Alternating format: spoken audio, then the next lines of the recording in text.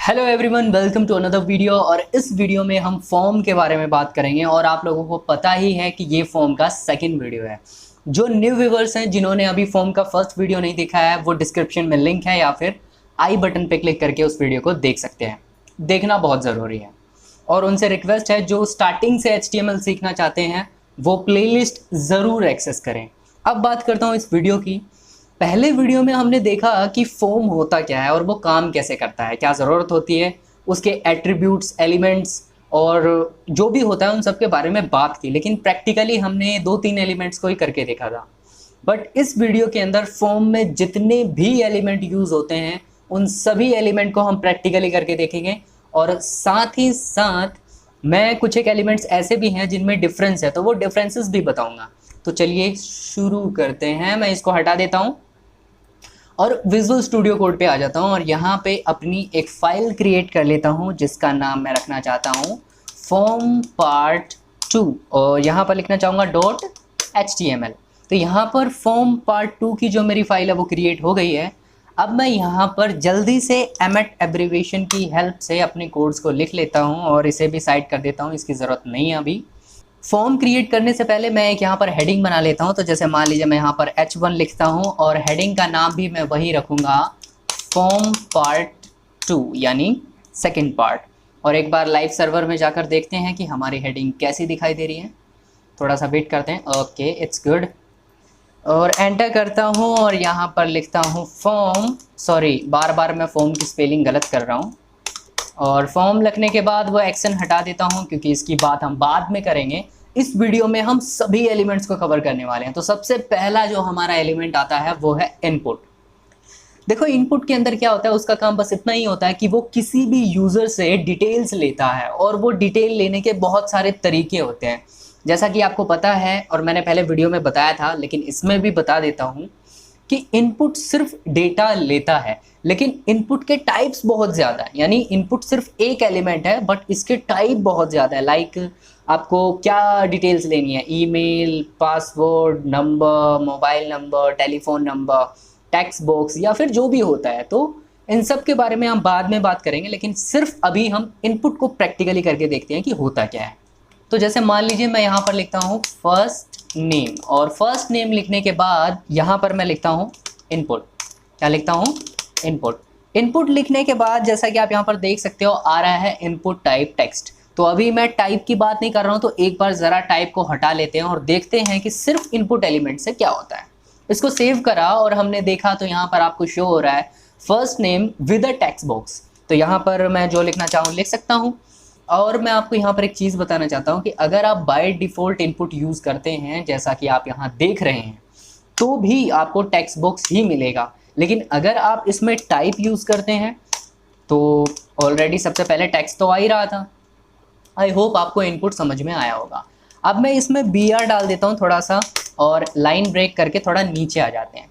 नीचे आने के बाद अब जो हमारा अगला एलिमेंट है वो है लेबल। देखो लेबल के अंदर क्या होता है, इसका सिर्फ इतना ही काम होता है कि कभी कभी क्या होता है यूज़र इनपुट सोर्स को सेलेक्ट नहीं कर पाता है या फिर छोटी स्क्रीन होने की वजह से उसे सेलेक्ट करने में प्रॉब्लम आती है, खासकर जब वो मेल फीमेल या फिर उसे कोई चेकबॉक्स क्लिक करना होता है वहाँ पे, क्योंकि फ़ोन में वो ठीक से कर नहीं पाता।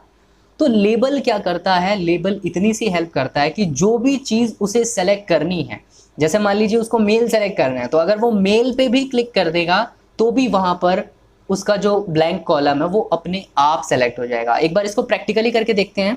तो जैसा कि मैंने यहाँ पर 2 BR लगा दिए हैं और यहाँ पर लिखता हूँ मैं लेबल। तो मैंने यहाँ पर लिखा लेबल।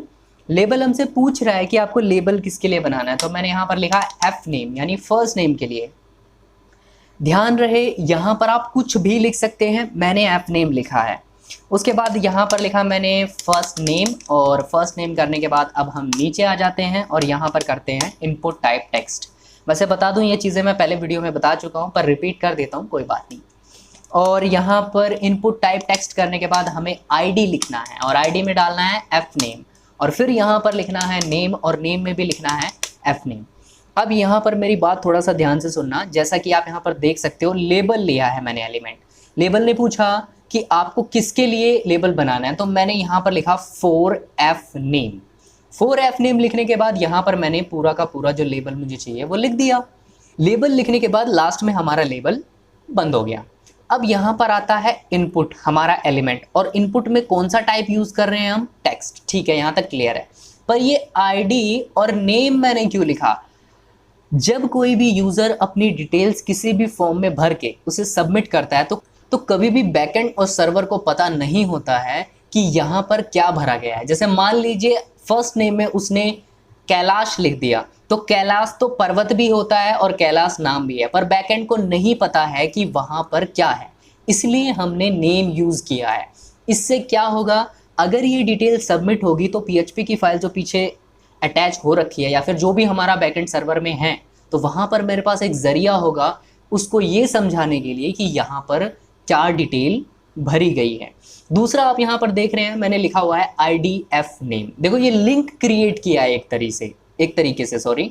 उसमें क्या है, मैंने यहाँ पर ये लिखा है 4F नेम, तो इसी की ID मैंने यहाँ पर दी हुई है। अब इसका फ़ायदा क्या होगा, अगर कोई भी इस फर्स्ट नेम पर क्लिक करेगा तो उसका इनपुट सोर्स ऑटोमेटिकली सेलेक्ट हो जाएगा।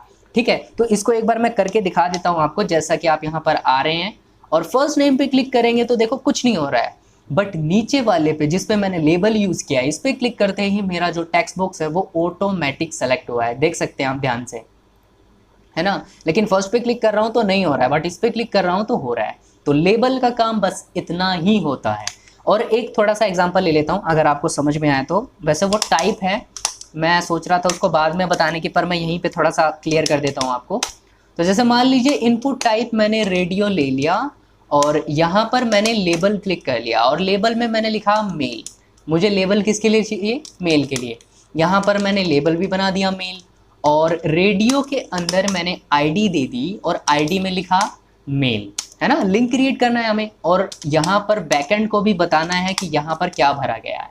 और अब अगर आप देख सकते हैं, एक ये इधर मेरा छोटा सा सर्कल है, एक इधर मेल है, तो कभी कभी ना ये सर्कल सेलेक्ट नहीं हो पाता। अब ये PC है तो मैंने कर दिया, फ़ोन में थोड़ी सी प्रॉब्लम आती है हल्की सी, लेकिन अगर बाय डिफ़ॉल्ट आप मेल पे भी क्लिक करोगे तो भी आपका ऑटोमेटिकली वो सेलेक्ट हो जाएगा। देखो प्रैक्टिकली मैं करके दिखा रहा हूँ आपको यहाँ पे, तो ऑटोमेटिक सेलेक्ट हो गया। तो या तो आप सिर्फ मेल पे क्लिक करके कर सकते हैं या फिर आप यहाँ पर क्लिक करके कर सकते हैं। अब मैं आगे बात करता हूँ, हटा लेता हूँ इसको, तो इसकी ज़रूरत नहीं है तो इसको हटा देते हैं ऐसे, और ये ठीक है, और ये BR ही रहने देता हूँ यहाँ पे। अब जो हमारा अगला एलिमेंट आता है वो है सेलेक्ट। बहुत ही इंटरेस्टिंग ऑप्शन है। सेलेक्ट के अंदर एक और एलिमेंट यूज़ होता है जिसका नाम है ऑप्शन। सेलेक्ट में क्या होता है, आप अपनी हॉबीज़ या फिर अपने रिक्वायरमेंट के हिसाब से जितने ऑप्शन प्रोवाइड कराना चाहे करा सकते हैं। आपके ऊपर डिपेंड करता है कि आपका डेटा कैसा है। ठीक है, तो इसको एक बार प्रैक्टिकली करके देखते हैं। तो जैसे मान लीजिए सबसे पहले मैंने यहाँ पर लेबल ले लिया और लेबल लेता हूँ, जैसे मान लीजिए मैंने यहाँ पर लिखा पिज़्ज़ा। क्या लिख दिया, पिज़्ज़ा लिख दिया। ठीक, सिर्फ समझने के लिए बता रहा हूँ, आप यहाँ पर अपने डेटा के हिसाब से लिखना। तो मुझे पिज़्ज़ा के लिए बनाना है लेबल, और मैंने यहाँ पर लिखा please select any one size. क्या करा, please select on any one size, और यहाँ पर मैंने लिखा सेलेक्ट, क्योंकि हम सेलेक्ट एलिमेंट कर रहे हैं, अगला एलिमेंट हमारा वही है। और नेम में हमें बैकएंड को भी बताना है कि यहाँ पर क्या है, तो हम यहाँ पर पिज़्ज़ा लिख देंगे। आप डालना चाहें तो पिज़्ज़ा साइज़ भी लिख सकते हैं। एक बात ध्यान रखना, जो फॉर नेम में आपने लेबल के लिए लिखा है उसी की ID आपको यहाँ पर देनी है, यानी ये और ये सेम होना चाहिए। अगर अलग हुआ तो इस पर क्लिक करने के बाद आपका इनपुट सोर्स कभी सेलेक्ट नहीं होगा, ये बात ध्यान रखना। ओके, तो अब सेलेक्ट को मैं नीचे कर लेता हूँ और यहाँ पर हमारा एक और एलिमेंट यूज़ होगा जिसका नाम है ऑप्शन। ठीक है, आई होप आपको समझ में आ रहा होगा। अगर कहीं भी प्रॉब्लम हो तो आप मुझे बता देना, मैं थोड़ा सा जूम कर लेता हूँ, इसको ऊपर कर लेता हूँ। ओके, तो वैल्यू के अंदर मैंने क्या लिखा, वैल्यू में जैसे मान लीजिए मैंने लिखा स्मॉल साइज़ पिज़्ज़ा। क्या लिखा, स्मॉल साइज़ पिज़्ज़ा, और यहाँ पर भी मैंने लिख दिया स्मॉल साइज़ पिज़्ज़ा। और इसकी एक और कॉपी क्रिएट करने से पहले रिजल्ट देख लेते हैं। तो यहाँ पर आप देख सकते हैं स्मॉल साइज़ पिज़्ज़ा आ गया है। तो अब मैं यहाँ पर इसकी 2 कॉपी बना लेता हूँ ऐसे, ठीक है। और इसको हटाने के बाद मैं यहाँ पर लिख देता हूँ मीडियम, और यहाँ पर लिख देता हूँ लार्ज। क्या लिख देता हूँ? लार्ज। और इधर भी आकर चेंज कर देता हूँ वैल्यू को, क्योंकि दोनों सेम होनी चाहिए। तो यहाँ पर भी मैंने मीडियम डाल दिया और यहाँ पर भी क्या कर दिया? लार्ज कर दिया। एक बार जाकर देखते हैं वहाँ पर, तो आप यहाँ पर देख सकते हैं किसी भी एक साइज़ को आप सेलेक्ट कर सकते हैं। स्मॉल साइज़ रखना है, मीडियम रखना है, या फिर लार्ज रखना है। ठीक है। अब देखो लगे हाथ में यहाँ पर एक और एलिमेंट को बता देता हूँ जो इसी में यूज़ होता है, जिसका नाम है ऑप्शन ग्रुप। देखो ऑप्शन ग्रुप के अंदर क्या होता है, ये कैटेगरी डिवाइड कर देता है जिसमें से आपको सेलेक्ट करना होता है। जैसे आप कह सकते हैं कि आप 2 कैटेगरीज रखना चाहते हैं या 3 रखना चाहते हैं, जितना आप रखना चाहें रख कर ऑप्शंस प्रोवाइड कर सकते हैं। तो यूज़र अपने हिसाब से डेटा इनपुट दे सकता है। तो अब मैं यहाँ पर क्या करता हूँ, ऑप्शन को प्रैक्टिकली करके दिखाता हूँ। तो फॉर्म को हटा लेते हैं, थोड़ा नीचे कर लेता हूँ मैं, और यहाँ पर BR डाल देता हूँ। BR डाल के थोड़ा सा गैप लिया और इसको थोड़ा सा ऊपर कर देते हैं। और यहाँ पर मैंने लेबल लिया। लेबल में मैं पिज़्ज़ा की ही बात करूँगा तो पिज़्ज़ा ही ले लिया मैंने। और यहाँ पर फिर वही लिखा, क्या? Please select any one size pizza. ठीक है। और एंटर करा मैंने। यहाँ पर सेलेक्ट एलिमेंट की ज़रूरत पड़ेगी तो हम यहाँ पर सेलेक्ट लिखेंगे, सॉरी। और सेलेक्ट लिखने के बाद नेम में मैंने पिज़्ज़ा डाला और आईडी में भी मैंने डाला पिज़्ज़ा। यहाँ तक तो सब कुछ सेम है जैसा हमने ऊपर सेलेक्ट में करा। ठीक है। बात ध्यान रखना, ऑप्शन भी एक एलिमेंट है और सेलेक्ट भी एक एलिमेंट है। और अब जो एलिमेंट हम यूज़ करने वाले हैं वो है ऑप्शन ग्रुप, वो इसी में यूज़ होता है। अच्छा, तो हमें क्या करना है? ऑप्शन क्रिएट करना है, लेकिन उससे पहले हमें यूज़ करना है option group element. Option group element use करने के बाद अब आपको यहाँ पर ऑप्शन यूज़ करना है और ऑप्शन के अंदर आपको लिखना पड़ेगा। तो जैसे मान लीजिए कैटेगरी में डिवाइड करना चाहता हूँ पिज़्ज़ा में, तो 2 है मेरे पास, एक ऑनियन फ्लेवर है और एक टोमेटो फ्लेवर है। ठीक है। तो ऑनियन फ्लेवर में मेरे पास 2 साइज़ हैं पिज़्ज़ा के। कौन से? एक स्मॉल साइज़ है और एक लार्ज साइज़ है। लेकिन टोमेटो के अंदर मेरे पास अलग है। ठीक है। वो मैं लिख के दिखाता हूँ यहाँ पे। जैसे मान लीजिए यहाँ पर मैंने डाला लार्ज साइज़। क्या लिखा? Large size pizza. और यहाँ पर भी मैंने लिख दिया लार्ज साइज़ पिज़्ज़ा। और इसकी 1 कॉपी बनाई है बस, और मीडियम कर दिया। यहाँ पर क्या कर दिया? मीडियम। और अंदर भी जाकर मैंने वैल्यू के अंदर इसको ठीक करा, मीडियम। ओके। तो ऑनियन फ्लेवर के अंदर मेरे पास एक लार्ज साइज़ पिज़्ज़ा है और एक मीडियम साइज़ पिज़्ज़ा है। अगर इसको वहाँ पर जाकर देखें तो आपको आपको दिखेगा लार्ज और मीडियम। बट यहाँ पर आपको लेबल क्रिएट करना है। क्या क्रिएट करना है? लेबल। क्योंकि अगर आप यहाँ पर आकर क्लिक कर रहे हैं तो आपको नहीं पता कि ये कौन सी कैटेगरी का है। तो ऑप्शन ग्रुप में आप कैटेगरी डिवाइड कर सकते हैं। लेबल क्रिएट करने के लिए आपको ऑप्शन ग्रुप में जाना है। ऑप्शन ग्रुप में जाने के बाद यहाँ पर लिखना है लेबल। और लेबल लिखने के बाद आपको जो लेबल बनाना हो यहाँ पर बना सकते हैं। तो जैसे मान लीजिए मेरे को लिखना है ऑनियन फ्लेवर, और ऑनियन फ्लेवर के अंदर आपके पास 2 पिज़्ज़ा हैं। जैसा कि आप यहाँ पर देख सकते हैं, ऑनियन फ्लेवर और लार्ज साइज़ पिज़्ज़ा है और मीडियम साइज़ पिज़्ज़ा है। लेकिन इसी के अंदर अगर आपको एक और ग्रुप बनाना है तो मैं इसी को कॉपी कर लेता हूँ ताकि मुझे लिखना ना पड़े। तो इसी को सेलेक्ट करके एग्जैक्ट इसी की कॉपी ली और ऑनियन फ्लेवर की जगह मैंने यहाँ पर कर दिया टोमेटो। तो इसको हटा देता हूँ ऑनियन को, और यहाँ पर क्या कर दिया? टोमेटो। और टोमेटो करने के बाद मेरे पास टोमेटो का मीडियम साइज़ है, लार्ज नहीं, इसका स्मॉल साइज़ है। तो टोमेटो के अंदर मेरे पास स्मॉल साइज़ है और मीडियम है, लेकिन ऑनियन के अंदर लार्ज है और मीडियम है। तो यहाँ पर आकर अगर आप देखेंगे तो आपको कैटेगरी मिलेगी, ऑनियन फ्लेवर है और टोमेटो फ्लेवर है। आपको जो सेलेक्ट करना हो आप यहाँ पर कर सकते हैं। इसमें भी एट्रीब्यूट्स होते हैं तो उनके बारे में बाद में बात करेंगे। अभी हम सिर्फ एलिमेंट की बात कर रहे हैं तो एलिमेंट में ही रहेंगे। अब इसके बाद जो हमारा अगला एलिमेंट आता है वो है डाटा लिस्ट। मैं डाटा लिस्ट को यहीं पे इसलिए बता रहा हूँ ताकि आपके जो कन्फ्यूज़न है वो दूर हो जाए। वैसे बताना चाहता हूँ कि डाटा लिस्ट जो है वो बिल्कुल सेलेक्ट की तरह ही है। मैं आपको प्रैक्टिकली यहाँ पर दिखाऊंगा कि कैसे क्या है क्या नहीं है। लेकिन एक बात बता दूँ, यहाँ पर जो डाटा लिस्ट है वो HTML5 में इंट्रोड्यूस किया गया था, और बाकी चीज़ें मैं प्रैक्टिकल के बाद में बताता हूँ। लेकिन अभी आप प्रैक्टिकली देखो कि डाटा लिस्ट करता क्या है। तो जैसे मान लीजिए यहाँ पर सेलेक्ट है तो इसको मैं हटा देता हूँ और थोड़ा सा गैप क्रिएट कर लेते हैं। और गैप डालने के बाद मैं इसको थोड़ा और ऊपर कर लेता हूँ। मैंने लेबल ले लिया। क्या ले लिया? लेबल। लेबल लेने के बाद जैसे मान लीजिए मैं यहाँ पर फेवरेट कलर लेना चाहता हूँ। क्या लेना चाहता हूँ? Favourite colour. तो जैसे मान लीजिए मैंने यहाँ पर लिखा फेव कलर, ठीक है, मुझे फेवरेट कलर के लिए वो करना है, तो डॉट, चलो रहने देते हैं इसमें। लेबल में मैंने लिखा फेव और डॉट डाल के फिर वही कर दिया फेवरेट कलर। लेबल क्रिएट हो गया। लेबल क्रिएट करने के बाद अब आपको यहाँ पर लिखना है इनपुट। अब इनपुट टाइप जो है इसको यहाँ से हटा देना है। आपको लिखना है इनपुट लिस्ट। क्या लिखना है? इनपुट लिस्ट, क्योंकि आप डाटा लिस्ट क्रिएट कर रहे हो और यहाँ पर आपको लिखना पड़ेगा फेव कलर। जिस चीज़ के लिए आप बना रहे हैं वही आपको यहाँ पर लिखना है। ये स्पेस मैं हटा रहा हूँ, मुझे नहीं चाहिए। अब आपको यहाँ पर क्या करना है? क्या लिखना है? Data list. लेकिन आप यहाँ पर देख सकते हैं डाटा लिस्ट आ नहीं रहा है, तो हमें क्या करना है? हमें ब्रैकेट स्टार्ट करनी है और फिर लिखना है डाटा लिस्ट और इसको बंद कर देना है। बंद करने के बाद हमें एंटर कर देना है और अब यहाँ पर हमें ऑप्शंस का यूज़ करना है, ठीक है। तो जैसे मान लीजिए डाटा लिस्ट किसके लिए है, तो यहाँ पर भी मैं क्रिएट कर देता हूँ। तो जैसे मैंने आईडी दी फेव कलर।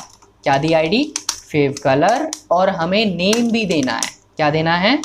नेम। नेम में भी मैंने फेव कलर ही रखा है। और डाटा लिस्ट में आने के बाद हमने यहाँ पर क्या किया? ऑप्शन क्रिएट कर लिए। इसमें हमें ये लास्ट वाला ऑप्शन जो है इसकी ज़रूरत नहीं है, ये हटा देना है। अब यहाँ पर जैसे मान लीजिए मैंने लिखा रेड और इसकी 2-3 कॉपी क्रिएट कर लेता हूँ, 1 2 3। और यहाँ पर रेड की जगह मैंने लिखा ग्रीन और ग्रीन की जगह यहाँ पर लिखा कोई और ले लीजिए जो आपको लेना हो। मैं ब्लू लिख रहा हूँ और ब्लू लिखने के बाद मैंने यहाँ पर लिखा वाइट। एक बार अब इसका प्रैक्टिकल यहाँ पर देखते हैं। तो आप यहाँ पर देख सकते हैं आपको मिल रहा है रेड, ग्रीन, ब्लू और वाइट, ठीक है। हमने सबसे पहले लेबल क्रिएट किया। देखो जैसा कि मैंने पहले ही बताया था, फॉर में आप कुछ भी लिख सकते हैं जो आपका दिल करे, लेकिन ये बात ध्यान रखना कि यहाँ पर जो चीज़ें लिखी गई है और यहाँ पर जो आईडी आप वेरीफाई करते हैं वो दोनों सेम होना चाहिए। हमने लेबल लिया, लेबल लिख के फिर ये लेबल किसके लिए चाहिए वो डिफ़ाइन किया। फिर हमने अपना लेबल डिफ़ाइन किया। लेबल डिफ़ाइन करने के बाद हमने बताया कि इनपुट सोर्स जो हमारा है वो है लिस्ट, और लिस्ट हम किसकी बना रहे हैं? फेवरेट कलर की। उसके बाद हमने डाटा लिस्ट जो हमारा एलिमेंट है उसको लिया। डाटा लिस्ट के अंदर हमने आईडी इसीलिए डाली है ताकि वो वेरीफाई कर सकें।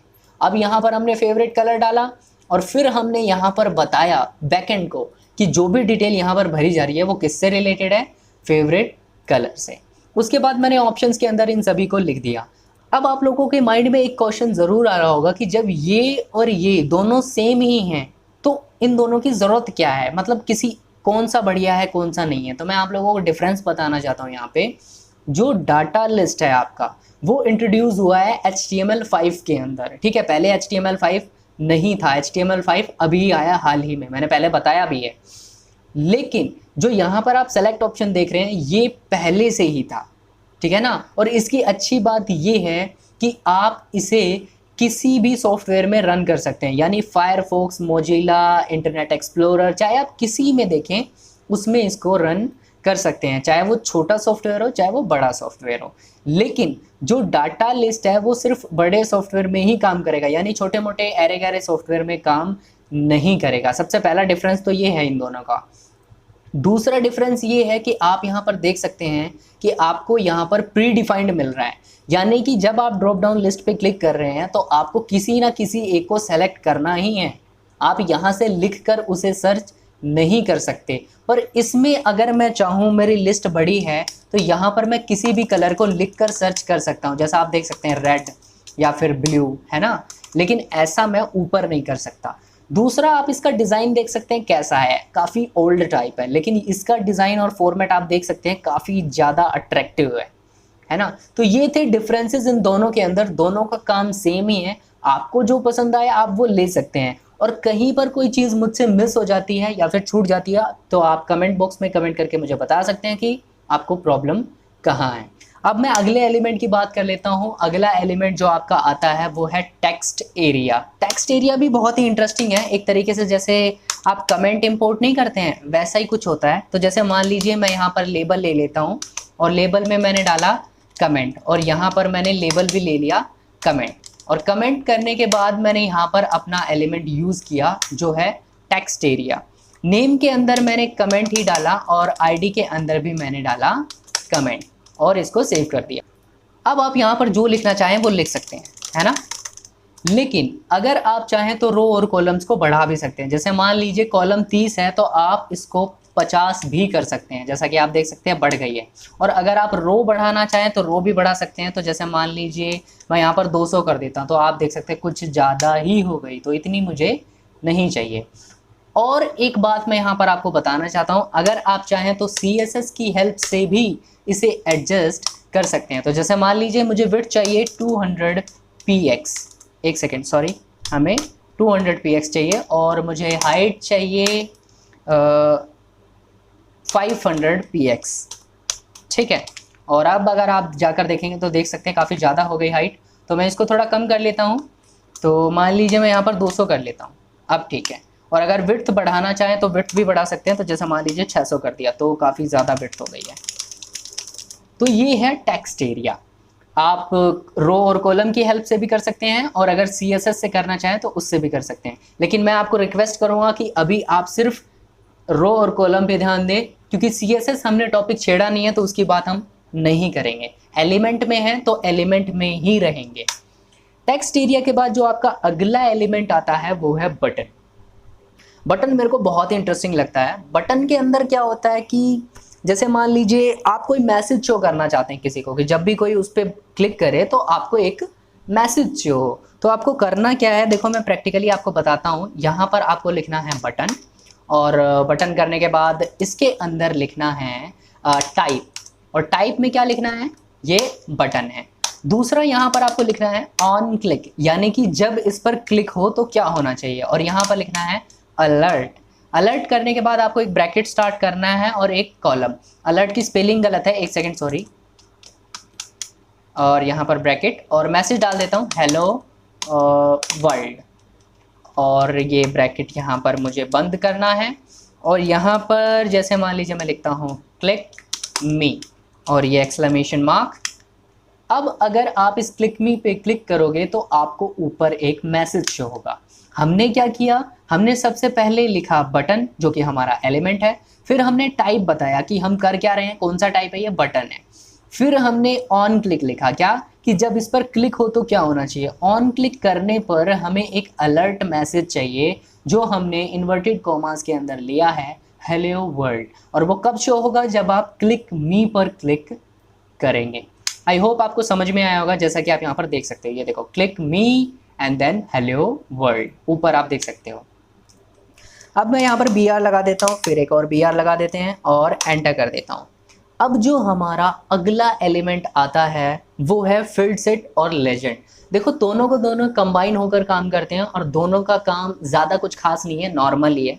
तो जैसे मान लीजिए मैं थोड़ा सा ना लिख लेता हूँ, तो नीचे आया और चलो मैं ना ऊपर से ही कॉपी पेस्ट कर लेता हूँ, क्यों मेहनत करूँ इतनी। तो जैसे मान लीजिए यहाँ पर मैंने लिखा है फर्स्ट नेम लास्ट नेम, तो इसको मैंने सेलेक्ट कर लिया, यहाँ से इसको कॉपी कर लिया। कॉपी करने के बाद मैं नीचे आया और नीचे आने के बाद मैंने BR यूज़ किया और फॉर्म यूज़ किया, और फॉर्म के अंदर एक्शन हमें नहीं चाहिए और एंटर कर दिया। क्या कर दिया, एंटर कर दिया। एक सेकेंड, ये ऐसे।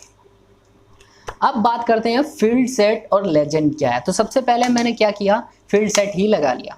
फील्ड सेट लगाने के बाद जो मैंने ऊपर से कॉपी किया था उसको यहाँ पर क्या कर दिया, पेस्ट कर दिया।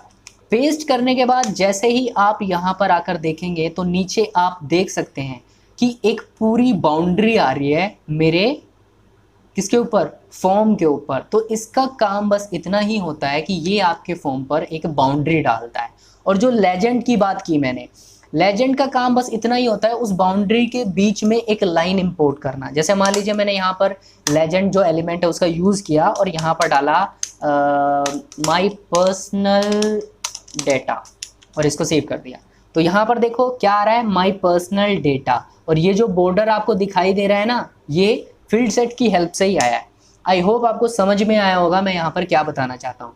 फील्ड सेट का काम बस इतना होता है, इसके अंदर जो भी चीज़ें होंगी वो उसे बाउंड्रीज में डाल देगा।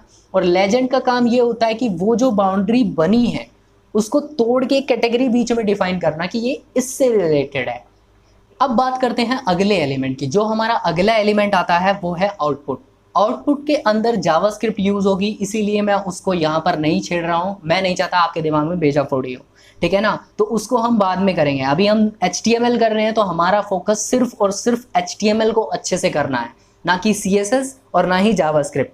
वो अलग बात है कि बीच बीच में कहीं कहीं थोड़ा बहुत बताना पड़ता है क्योंकि ज़रूरत पड़ती है वहाँ पर, तो मैं थोड़ी बहुत CSS यूज़ कर लेता हूँ। लेकिन अगर मेरा बस चले तो मैं बिल्कुल ही CSS यूज़ ना करूँ, क्योंकि CSS बहुत ही इंटरेस्टिंग पार्ट है और उसको हम बाद में अच्छे से डीप में करेंगे, ठीक है। तो उसकी बात साइड में रखते हैं। अब मैं आपको दिखाता हूँ कि जो एलिमेंट हैं हमने वो सारे कर लिए हैं। तो यहाँ पर सिर्फ आउटपुट छूटा है, और जितने भी एलिमेंट आप देख रहे हैं वो सब हमने प्रैक्टिकली करके देखे हैं। और आपको मैं दोबारा रिपीट कर देता हूँ, इनपुट का काम होता है सिर्फ और सिर्फ किसी से डिटेल्स लेना। लेबल की हेल्प से आप किसी भी इनपुट सोर्स को सेलेक्ट कर सकते हैं। सेलेक्ट एक एलिमेंट है जो आपको ऑप्शन प्रोवाइड करता है, जिसकी हेल्प से आप किसी की भी डिटेल्स ले सकते हैं। ऑप्शन, सेलेक्ट और डाटा लिस्ट ये तीनों सेम ही हैं, लेकिन डिफरेंस क्या है इनके आने का, यानी ये कब इंट्रोड्यूस हुए, इनका डिज़ाइन क्या है और फीचर्स क्या हैं।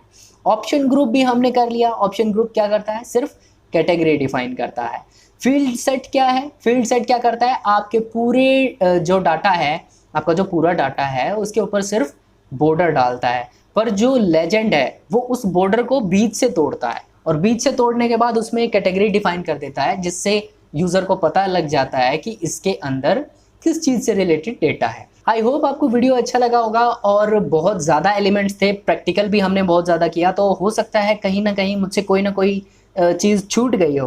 तो अगर कोई चीज़ छूटी है तो मैं दोबारा देख लूँगा। बाकी अगर आपको कहीं भी प्रॉब्लम लगी कि ये एलिमेंट क्या है तो आप मुझे कमेंट करके बता सकते हैं, मैं अगले वीडियो में उसको एक्सप्लेन कर दूंगा। और जो हमारा अगला वीडियो आने वाला है फॉर्म के ऊपर, उसमें हम सभी इनपुट टाइप्स को करेंगे, यानी हमारे जितने भी इनपुट टाइप्स हैं इन सब को प्रैक्टिकली करके देखेंगे किन से क्या होता है। और उसके बाद जो हम करेंगे वो है इनपुट टाइप एट्रीब्यूट्स और फिर इनपुट फॉर्म एट्रीब्यूट्स। इनके बारे में भी तो पढ़ना है, तो हम किसी चीज़ को छोड़ेंगे नहीं, एक एक चीज़ को अच्छे से करके देखेंगे।